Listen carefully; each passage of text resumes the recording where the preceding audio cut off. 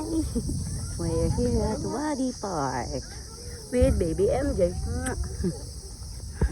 So, ayan po, mula sa parking, maglalakad kayo sa ganyang greenery part. Ayan, park siya. Ayan. Lakad-lakad lang sa kainitan. Sobrang daming tao that time. Grabe. So, ayan, nandito na kami sa Binma Home. Ayan, rule number 1, no jumping.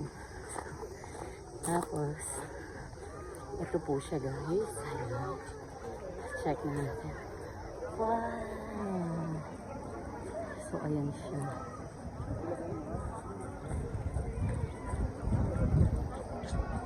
Ayan siya. Ang daming tao guys. Grabe. So, ayun, expectation versus reality lang. Mas maganda siya sa Google kaysa sa personal, to be honest. Pero okay lang din naman kaso medyo malayo kasi yung tinravel namin papunta dito sa lugar na to. Mula dun sa penthouse namin. Ay, penthouse ba tawag? Mula dun sa nirerentahan naming bahay dun sa Oman. Tapos, ang layo ng mga 2 hours yata yung travel time namin. Tapos ganito, yung dinat na namin. So, expectation versus reality talaga siya.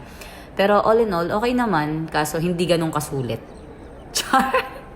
Hindi siya ganun kasulit to be honest.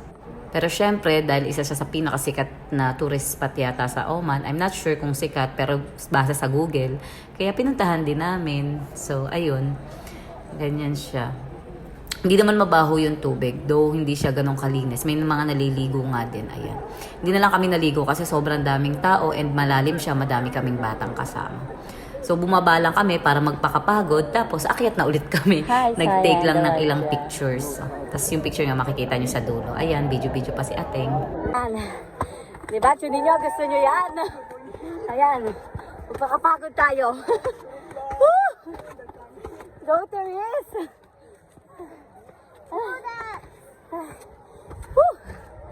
Ayan po.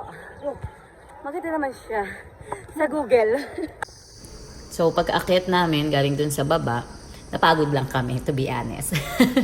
Tapos nangain lang kami ng pakuan, tsaka melo na dala namin. Tapos, paalis na ulit kami. Palabas kami dahil nung sa daan, papunta kami ng Binma, papasok ng Binma sinkhole. May nakita kami magandang dagat sa labas. So, sabi namin, doon na lang kami magliligo and doon na lang din tatambay.